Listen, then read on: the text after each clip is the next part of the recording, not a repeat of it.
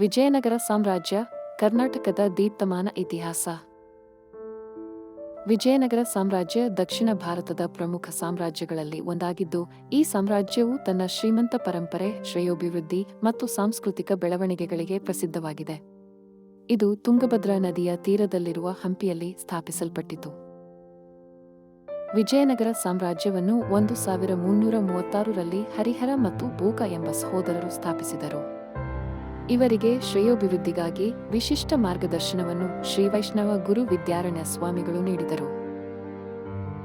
ದಕ್ಷಿಣ ಭಾರತವನ್ನು ಮುಸ್ಲಿಂ ಆಕ್ರಮಣಗಳಿಂದ ರಕ್ಷಿಸಲು ಮತ್ತು ಭಾರತೀಯ ಸಾಂಸ್ಕೃತಿಕ ಪರಂಪರೆಯನ್ನು ಉಳಿಸಲು ವಿಜಯನಗರ ಸ್ಥಾಪಿಸಲ್ಪಟ್ಟಿತು.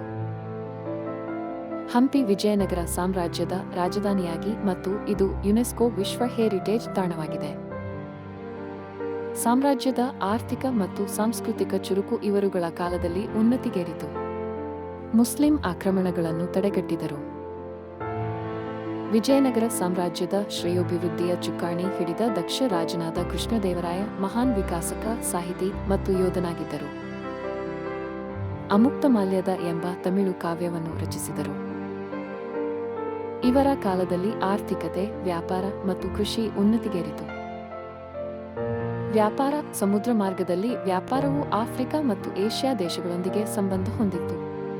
ಕೃಷಿ, ಮೆಕ್ಕೆಜೋಳ ಬೆಳೆಗಳು, ನೀರಾವರಿ ಯೋಜನೆಗಳು ಉನ್ನತ ಮಟ್ಟದಲ್ಲಿದ್ದವು. ಮಾರ್ಕೆಟ್, ಹಂಪಿಯ ಪ್ರಸಿದ್ಧ ಬಜಾರಿನಲ್ಲಿ ಮುತ್ತು, ವಜ್ರ ವ್ಯಾಪಾರ ನಡೆಯುತ್ತಿತ್ತು. ಹಂಪಿಯ ವಿರೂಪಾಕ್ಷ ಮತ್ತು ವಿಠಲ ದೇವಾಲಯಗಳು ವಿಖ್ಯಾತ. ರಾಜಗೋಪುರಗಳು, ಕನಕ ಪೀಠಗಳು ಮತ್ತು ಮಂಟಪಗಳು ಭಾರತೀಯ ವಾಸ್ತುಶಿಲ್ಪದ ಮಾದರಿಯಾಗಿದೆ. ಕನ್ನಡ, ತಮಿಳು ಮತ್ತು ತೆಲುಗು ಭಾಷೆಗಳ ಸಾಹಿತ್ಯಗಳು ವಿಜಯನಗರ ಕಾಲದಲ್ಲಿ ಪೋಷಿಸಲ್ಪಟ್ಟವು.